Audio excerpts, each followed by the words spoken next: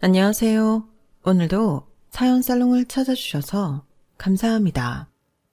20년째 캐나다에서 살고 있는 여성이에요. 저는 21살 때 캐나다로 유학 가서 이곳에서 가정을 이루고 살고 있어요. 처음엔 유학 생활이 끝나면 한국으로 돌아갈 생각이었지만 운 좋게 캐나다에서 취업을 하게 됐고 교포인 남편을 만나 결혼까지 하다 보니 여기서 자리를 잡게 되었어요. 물론 결혼한 후에라도 마음만 있었다면 한국으로 돌아갈 수도 있었을 거예요. 하지만 그러지 않은 데는 이유가 있어요. 저희 아이가 장애를 가지고 있거든요. 아무래도 장애가 있는 아이를 키우려니 한국보다는 여러모로 환경이 좋은 캐나다에서 살게 되었어요. 그래도 아이를 낳고 한 3, 4년 동안은 1년에 한 번씩은 한국에 계신 부모님 댁에 찾아가곤 했었는데 아이가 자라면서 장애 증상이 도드라지기 시작하면서는 그마저도 관두게 되었어요. 저희 부모님과 친정 식구들이 제 아이를 바라보는 시선이 부담스러웠거든요. 그러던 와중에 결국 사단이 나고 말았어요. 친정엄마가 제 아들 앞에서 한숨을 쉬며 막말을 하신 것 때문에 아이도 그렇고 저희 부부도 마음의 상처를 입었거든요. 어쩌다 이런 걸 낳아서 이 고생이야.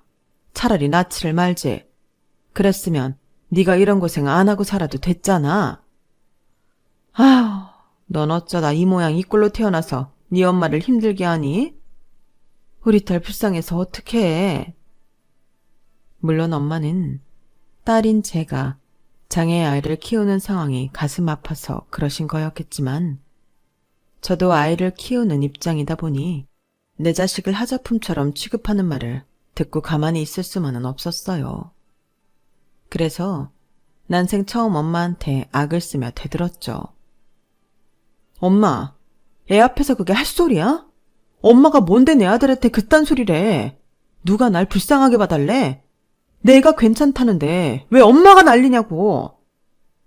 난 그저 네가 걱정돼서 그런 거야. 하, 걱정돼서 그랬다고? 웃기지 마. 엄만 그냥 평소에 우리 민우를 보고 생각한 대로 말한 것뿐이야. 입으로는 내 손주 하면서도 속으론 남들처럼 우리 민우를 괴물 보듯 하고 있었던 거라고. 엄마가 정말 내가 걱정됐다면 이런 식으로 내 가슴에 칼 꽂는 말은 안 했을 거야. 그러니까 앞으로 내 앞에서 가식 떨지 마. 역겨우니까.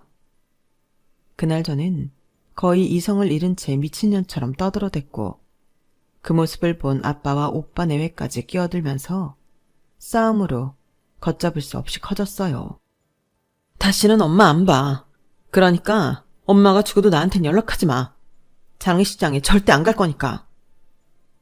저는 끝까지 가족들 앞에서 악담을 퍼부었어요. 그리고는 그 길로 가족들과 함께 친정을 나온 뒤 친정 식구들과 연락을 끊었어요. 처음엔 중간에서 어떻게든 관계를 회복시키려 애를 썼던 남편도 완고한 제 반응에 더는 그러지 않더라고요. 그런데 수년이 지난 지금 생각지도 못한 일을 당하면서 다시 친정에 연락을 하게 되었지 뭐예요. 그럼 지금부터 저희 가족에게 일어난 기가 막힌 사연을 전해드릴게요. 제가 남편을 처음 만난 건 캐나다로 유학 와서 2년쯤 지난 시점이었어요. 아직 영어 실력이 부족하다는 생각에 언어 교환을 할 사람을 찾게 되었는데 그때 저와 언어 교환을 하기로 한 사람이 바로 지금의 제 남편이었거든요. 남편의 국적은 캐나다였지만 외관상으로는 누가 봐도 한국인이었어요. 알고 보니 부모님이 한국인이라고 하더라고요. 솔직히 그 말을 들었을 땐 이 남자가 딴 생각이 있어서 여기에 나온 건가? 의심을 했어요. 그렇잖아요. 부모님이 한국인이면 부모님께 배우면 될 걸 굳이 시간 내서 언어 교환을 하러 나온다는 게 이상하잖아요. 그래서 의심스러운 눈초리로 바라봤더니 그러더라고요. 내가 2살 때 부모님이 이혼을 하셨어요. 아빠는 한국으로 돌아가셨고 엄마는 캐나다 사람이랑 재혼하셨고요. 그런데 엄마가 몇 년 전에 세상을 떠나셔서 나한테 한국어를 가르쳐 줄 사람이 없어요. 그런데 왜 한국어를 배우려고 그래요? 여기선 딱히 쓸 일도 없을 텐데. 혹시라도 아빠를 만나게 되면 한국어로 말을 해야 하니까요. 아빠는 영어를 잘 못하실 테니까요. 사정을 들어보니 내가 괜한 오해를 했다 싶었어요. 그리고 한편으로 안 됐다는 생각이 들더라고요. 엄마와 자기를 버리고 떠난 아버지에 대한 그리움이 큰 것 같았거든요. 그렇게 언어 교환을 하게 된 우리는 시간이 지나면서 언어뿐만 아니라 여가 시간도 함께 보내게 되었어요. 남편도 저도 가족과 떨어져 살고 있어서 갑자기 누군가의 도움이 필요할 때 도움을 받을 사람이 없었거든요. 그래서 아프다거나 급하게 일손이 필요할 때 서로를 챙기게 되었어요. 그러다 결정적으로 가까워진 계기가 있었는데 바로 동거였어요. 한 지붕 아래 함께 살게 되었으니 동거라고 하는 게 맞겠지만 우리가 아는 그런 의미의 동거는 아니었어요. 외국은 전세 개념이 없기 때문에 자가가 아니라면 월세를 내고 살거든요. 하지만 캐나다도 도심에서 어지간한 집은 월세가 너무 비싸서 혼자 감당하고 살기는 힘들어요. 그러다 보니 상대적으로 돈이 없는 대학생들은 3, 4명이 모여서 집 하나를 빌려 살곤 하죠. 저 역시 스페인 친구랑 인도 친구와 함께 셋이서 한 집을 쉐어로 지내고 있었는데 그중 인도 친구가 중도의 학업을 그만두고 고국으로 가게 된 거예요. 갑자기 룸메이트를 새로 들어야 했던 우리는 난감할 수밖에 없었어요.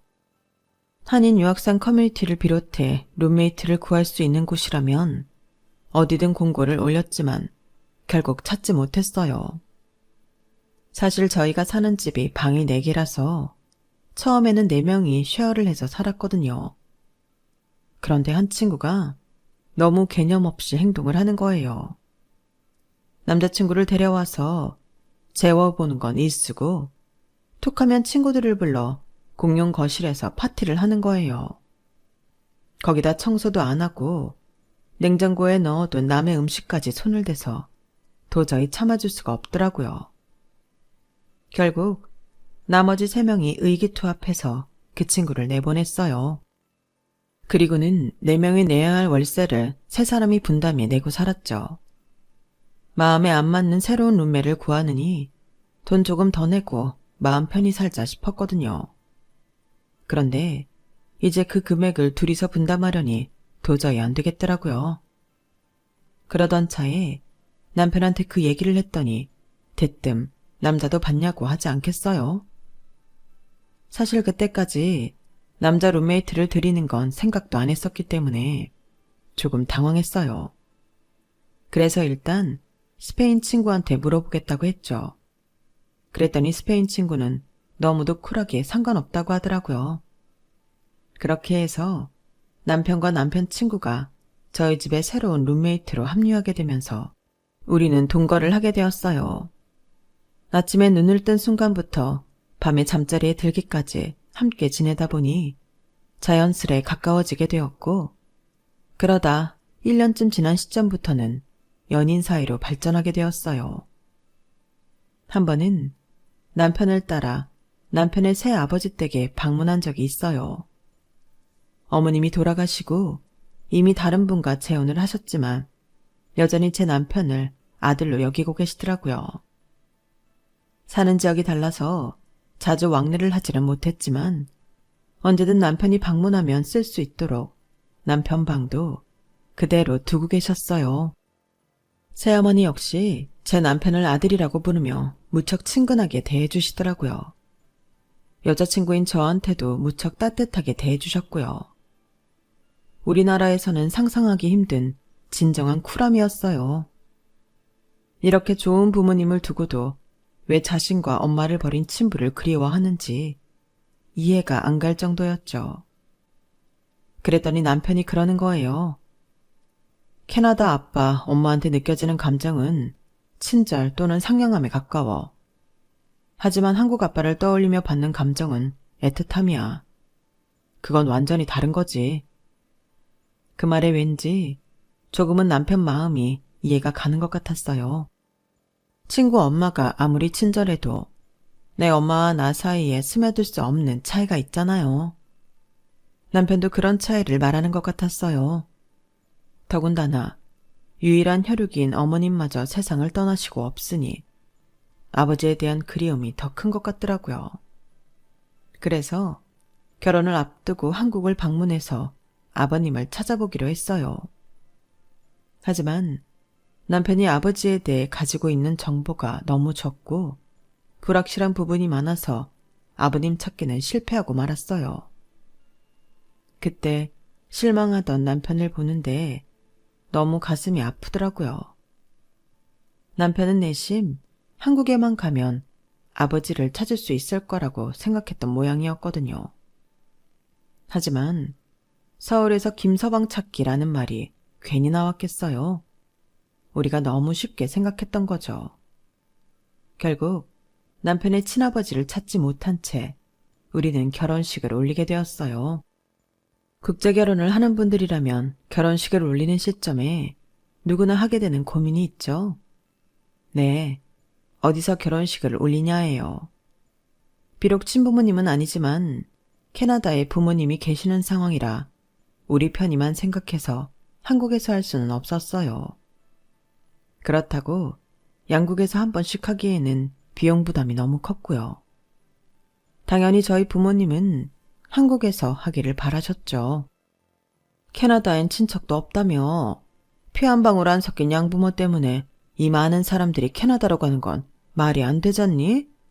항공료만 해도 그게 얼마야? 안 돼. 절대 안 돼. 그냥 양부모님 보고 한국으로 오시라고 그래. 원래 결혼은 하객수 많은 쪽 지역에서 하는 거라고.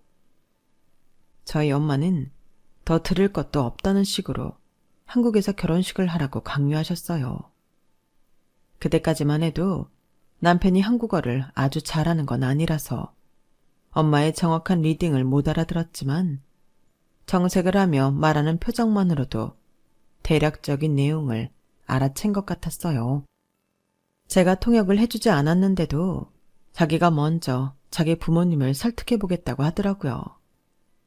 그러면서 혹시라도 제가 이 일로 마음 상할까봐 되려 저를 위로하는 거 있죠.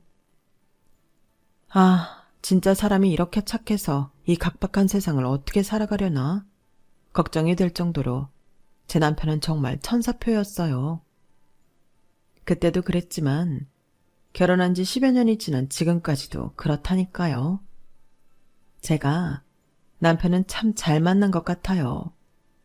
그런데 남편의 이런 성격이 어디서 왔나 했더니 새아버지한테 보고 배운 거더라고요. 결혼식 문제로 전화를 드렸더니 저희가 말을 꺼내기도 전에 아버님이 먼저 그러시는 거예요. 결혼 축하한다. 너희들 덕분에 내가 한국 여행을 다 하게 생겼구나. 은지한테 고마워해야겠는걸. 은지가 한국인이 아니었다면 내가 어떻게 한국에 가볼 수 있었겠니? 지금부터 엄마랑 나는 한국에서 가볼 곳 리스트를 뽑아야겠어. 너무 설레고 기쁘구나. 한국에서 결혼식을 하겠다는 말씀을 드리기도 전에 아버님은 한국에서 하는 걸 당연하게 생각하셨어요. 우리한테 은지처럼 예쁜 딸을 보내주셨는데 당연히 우리가 인사를 드리러 가야지. 그나저나 한국어 공부 좀 해야겠는걸. 은지 부모님께 감사 인사는 한국어로 하고 싶거든. 한 걱정을 했던 우리와 달리 유쾌함으로 분위기를 바꿔주신 아버님은 한국에 오실 때까지 정말 열심히 한국어 공부를 하셨고 저희 부모님께 서툴지만 진심이 담긴 한국어로 감사 인사를 하셨어요. 캐나다 시부모님의 배려심 가득한 스윗함은 이후 저희 부부에게 닥친 시련 앞에서 더 빛을 발했어요. 허니문 베이비였던 우리 아들이 자폐 스펙트럼 장애 판정을 받았을 때 하늘이 무너지는 줄 알았어요. 왜 하필 내 아이에 이런 일이 생긴 건지 억울하고 화가 났어요. 그러다 우리 아이보다 딱 하루만 더 살고 싶다던 영화 마라톤 속 대사가 떠올라 오열하고 말았어요. 우리 부부가 세상을 떠나고 나면 우리 아이는 어떡하나 걱정이 되었거든요. 너무 겁이 나고 가슴이 찢어지는 것 같아서 한국에 계신 친정엄마한테 전화를 했어요. 그리곤 아이의 상태를 말했더니 수화기 너머로 엄마의 흐느끼는 소리가 들리더라고요. 그 소리에 급기야 울음이 터진 저는 한참을 수화기를 붙들고 오열했어요. 하지만 언제까지고 슬픔에 빠져 있을 수만은 없었어요. 일상은 이어졌고 부모로서 할 일을 멈출 수는 없었으니까요. 자폐 스펙트럼이라는 병명은 우리 부부를 절망에 빠뜨렸지만 그와는 상관없이 사랑스런 우리 아이의 모습에 절망 속에서도 웃음꽃이 피어났어요. 하지만 아이가 자라면서 웃는 날보다 우는 날이 더 많아지게 되었죠. 특히 한국에 계신 부모님 댁에 갔다가 겪었던 일은 우리 가족 모두의 가슴에 생채기를 내고 말았어요. 이종 사촌들과 잘 놀던 우리 아이가 갑자기 소리를 지르고 난폭하게 굴며 발작을 한 거예요. 저는 제 아이를 꽉 껴안아주면서 동시에 놀란 조카들을 달랬어요. 그리고는 늘 그렇듯 미안하다는 말을 했죠. 그런데 진정이 된 아들이 떠듬떠듬 한 말에 상황은 급반전이 되고 말았어요. 아이 말로는 사촌들이 자기 보고 괴물이라고 말했다는 거예요. 그 말을 듣자 심장이 굳어버리는 기분이었어요. 그러면서 한편으로는 우리 아이한테 너무 미안했어요. 자초지종도 묻지 않고 내 아이의 잘못이라고 판단한 제가 가해자였던 조카들한테 미안하다고 사과를 했으니까요. 오히려 상처를 받은 사람은 제 아이였는데 말이죠. 이성을 잃은 저는 조카들을 불러 화를 냈어요. 그리곤 당장 사과하라고 소리쳤죠. 어린 조카들은 무서운 표정으로 자기들을 노려보는 저를 보며 울음을 터뜨렸고 그때 저희 엄마가 제 심장에 비수를 꼽는 말을 하신 거예요. 저런 거 낳지 말지 그랬니? 이후 상황은 앞서 말씀드린 그대로였어요. 엄마는 제 걱정을 핑계로 하지 말아야 할 말을 하셨고 저는 엄마의 실수를 받아들일 만큼 마음의 여유가 없었어요. 그렇게 친정과 연락을 끊고 지내게 되었죠. 저희가 캐나다로 돌아오고 한동안 친정에서 전화가 엄청 왔어요. 엄마한테도 오고 오빠 내외한테도 왔지만 저는 끝까지 외면했어요. 남편을 통해 친정엄마가 많이 미안해하신다는 말을 전해 들었지만 그날의 상처가 너무 깊었던지라 사과조차 받아들이고 싶지 않더라고요. 제가 전화를 받지 않자 2년쯤 지나고부터는 엄마도 오빠 내외도 제게 전화를 하지 않았어요. 한국에서 다투고 돌아온 뒤 한동안은 어떻게든 저희 엄마와 저를 화해시키려 노력했던 남편도 결국 포기하게 되었죠. 언제부턴가 내게 친정이 있다는 사실마저 잊을 만큼 저는 힘든 시간을 보내야 했어요. 아이가 어릴 때는 집안에서 벌어지는 일만 감당하면 되었지만 아이가 자라자 아이가 속한 사회가 하나 둘 늘어나면서 부모가 감당해야 할 부분 역시 늘어났거든요. 남다른 아이 때문에 직장도 그만두고 온전히 집안 살림과 육아를 감당했던 저는 온종일 아이에 갇혀 사는 기분이었어요. 저희 아이가 들어간 학교는 일반 아이들이 소속된 반과 장애가 있는 아이들이 속한 반이 구분된 학교였는데 제 아이가 학교에 적응을 잘 못한 거예요. 그러다 보니 학교에서는 툭하면 전화가 왔고 수시로 학교로 달려가야 하는 상황이 발생했어요.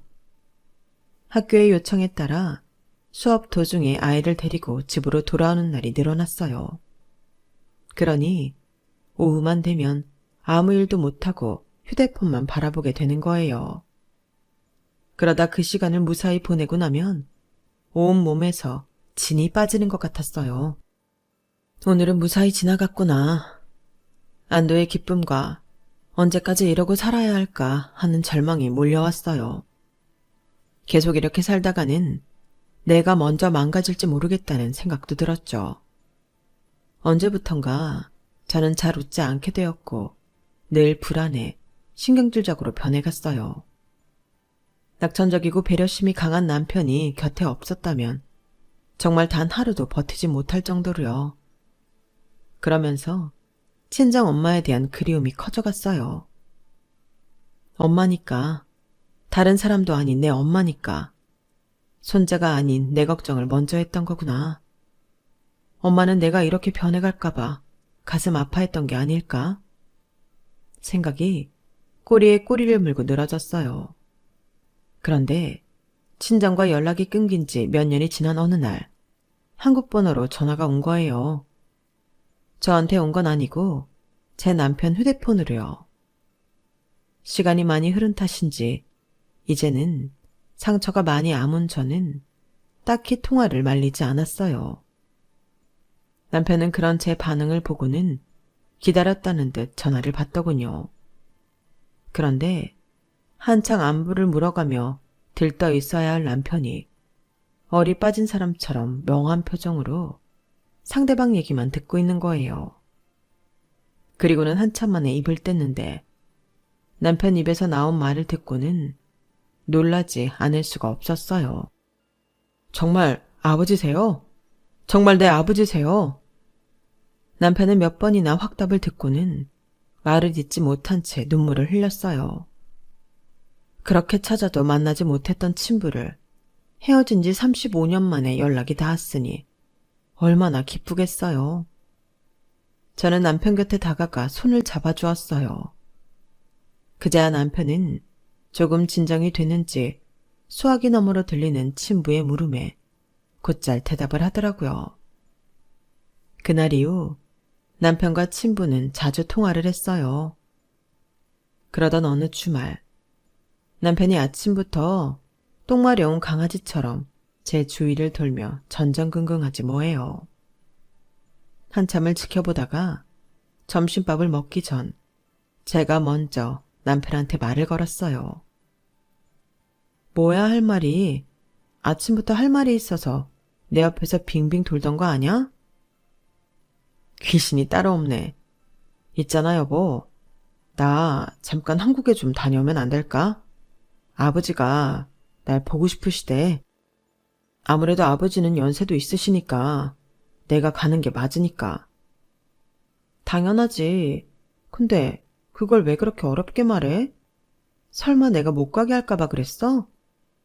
아니, 그게 아니라 내가 한국 가고 나면 당신 혼자 민우를 봐야 하니까 걱정도 되고 미안해서 그랬지.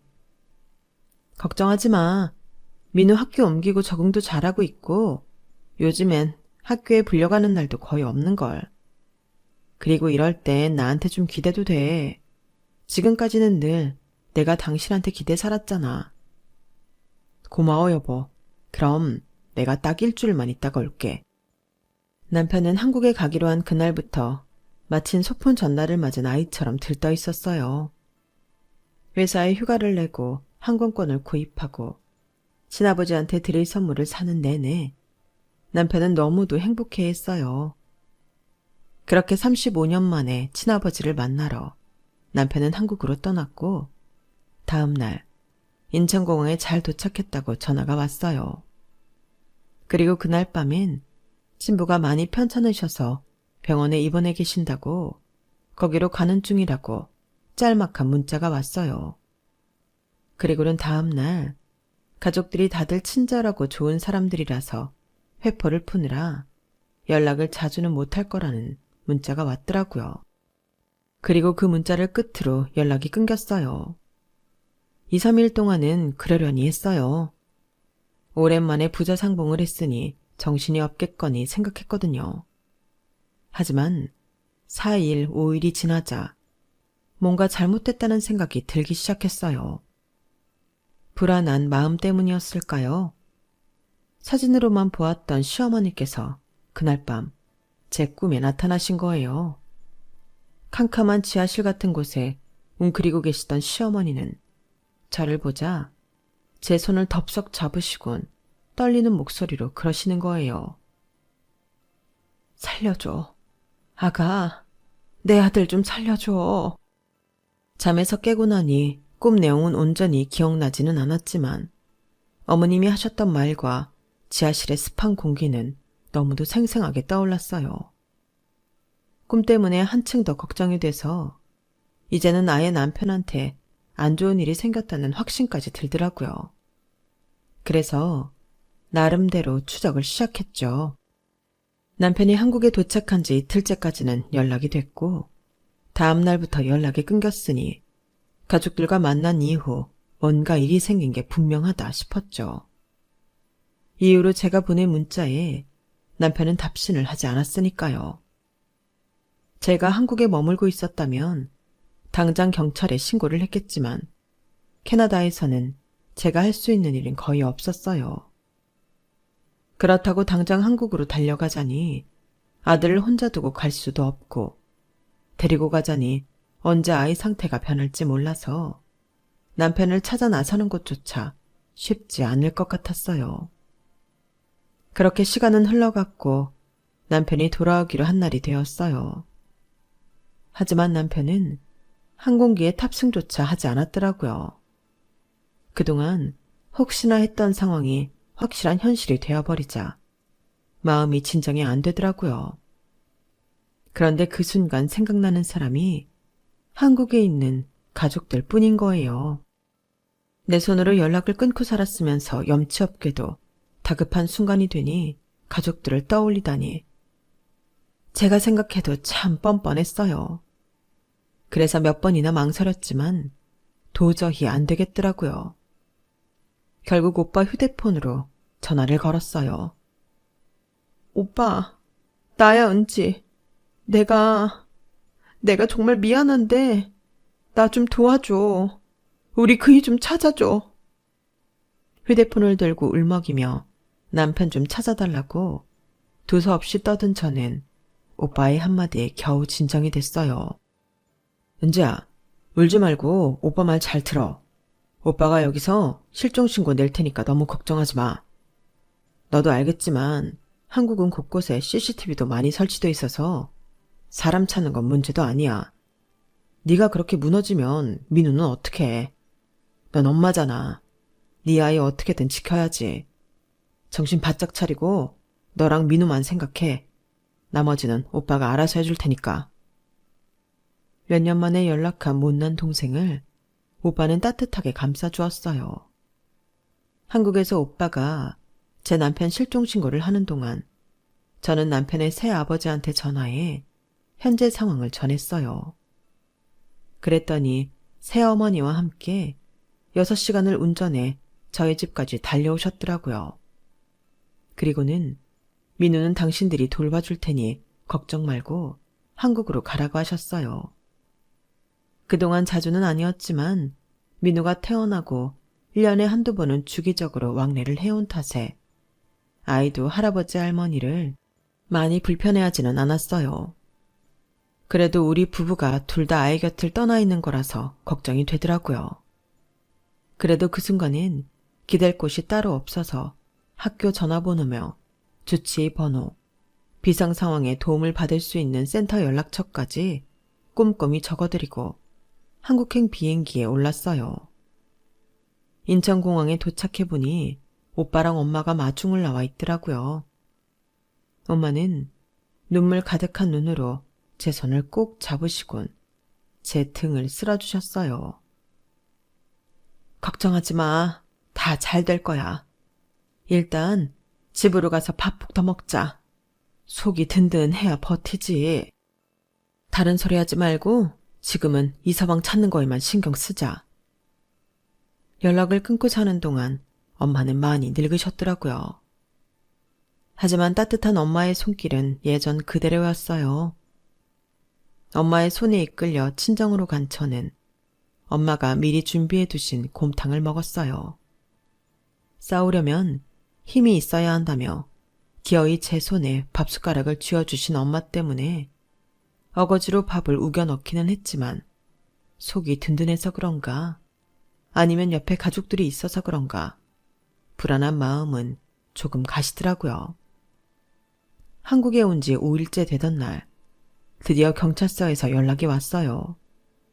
공항에서부터 시작된 남편의 동선은 CCTV로 추적한 결과 수원 소재의 모 병원에 들렀다가 그날 밤 친부 자택으로 간 뒤 행방이 멈춘 것으로 나왔어요. 그러니 남편이 친부 집에 있을 확률이 높다는 얘기였죠. 저는 경찰을 대동하고 오빠와 함께 남편의 친부 집으로 갔어요. 집에는 친부의 아내와 아들 내외가 있더라고요. 남편과는 배다른 형제였죠.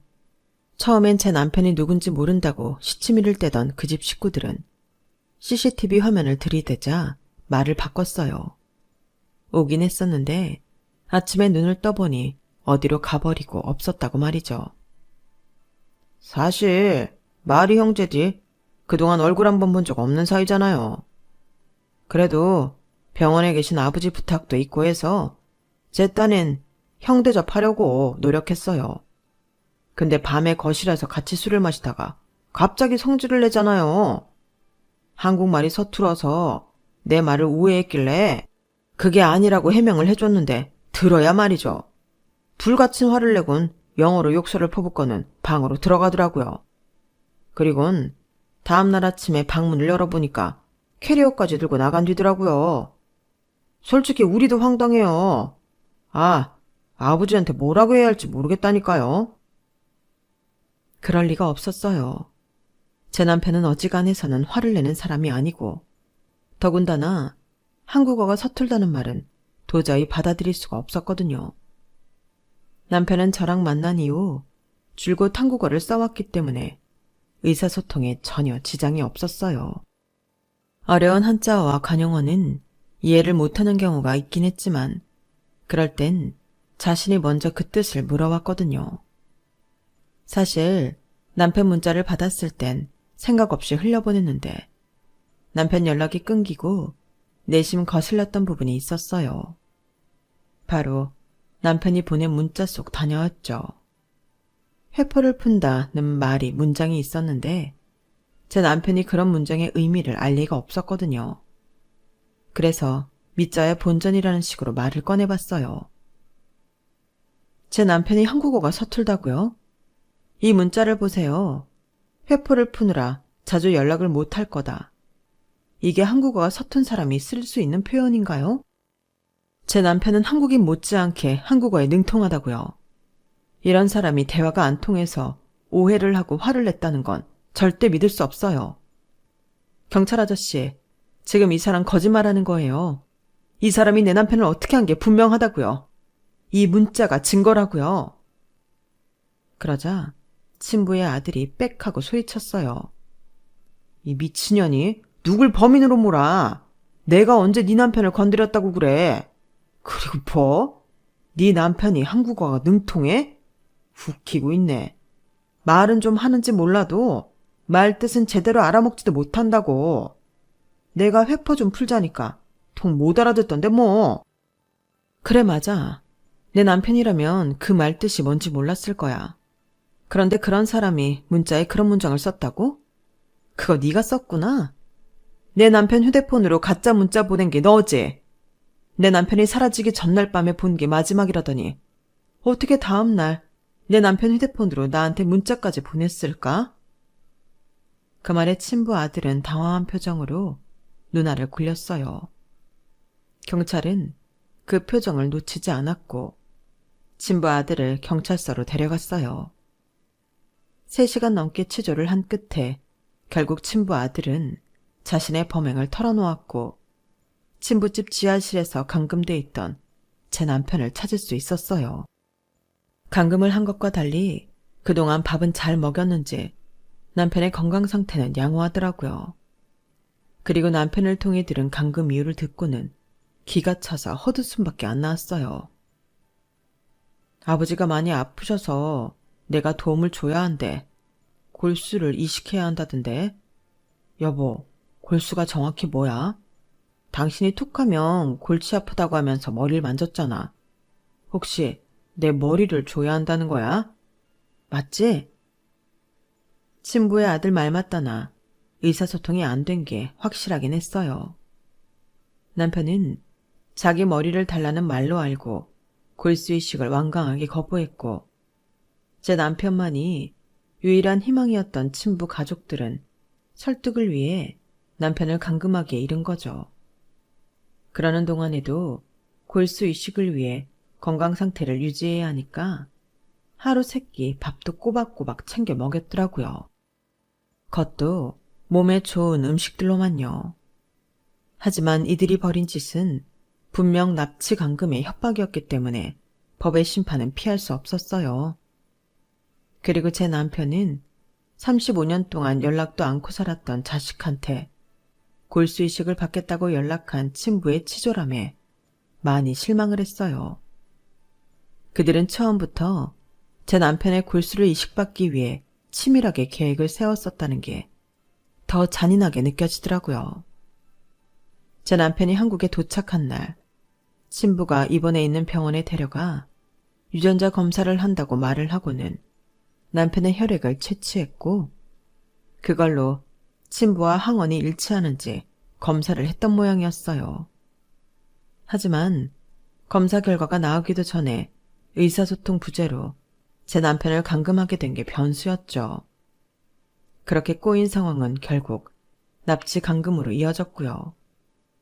그 일로 제 남편을 감금하는데 참여한 친부의 가족들은 형사처벌을 받게 되었어요. 친부는 고령의 건강상태 악화로 처벌은 피할 수 있었지만 그렇게 원하던 골수이식의 기회는 날아가 버리게 되었어요. 항원이 일치한다는 검사 결과가 나온 상황이라서 친부는 끝까지 기를 쓰고 제 남편의 조혈 모세표를 요구했지만 남편이 이식을 거부했거든요. 이런 방식이 아니었다면 난 아버지한테 골수이식 해줬을 거예요. 아버지가 날 자식으로 생각하고 부탁을 했다면요. 하지만 아버지는 날 아들로 생각하지 않았어요. 그러니까 나도 당신을 아버지로 생각하지 않으려고요. 나는 아버지한테 빚이 없어요. 그러니까 내 몸은 작은 부분이라도 아버지한테 줘야 할 이유가 없어요. 내 몸을 내 가족을 지키는 데 쓸 거예요. 나를 버린 아버지가 아니라 나를 사랑해주고 지켜주는 내 가족한테 줄 거라고요. 우리 다시는 연락하지 말아요. 결국 남편의 친부는 아들도 잃고 이식 수술의 기회마저 잃었어요. 지금쯤 병상에서 떼내진 후회를 하고 있겠죠. 이번 일로 진정한 가족을 찾게 된 남편과 저는 친정 식구들과도 화해를 하고 남편의 새아버지, 새어머니와 전보다 더 가깝게 지내고 있어요. 위기가 닥쳤을 때 내 편을 가려내게 된다는 말처럼 우리 가족은 절망적인 순간에 진정한 내 편, 내 가족을 찾게 된 거죠. 제 사연을 듣고 계신 여러분도 지금 이 순간 가족의 소중함을 한 번 더 느끼셨으면 좋겠어요. 지금까지 제 사연을 들어주셔서 감사합니다. 건강이 최고죠. 건강하시고 행복하세요. 여러분, 사연 댓글에 응원과 현명한 조언 부탁드려요. 좋아요와 구독은 저에게 큰 힘이 됩니다. 오늘도 좋은 일 가득하세요.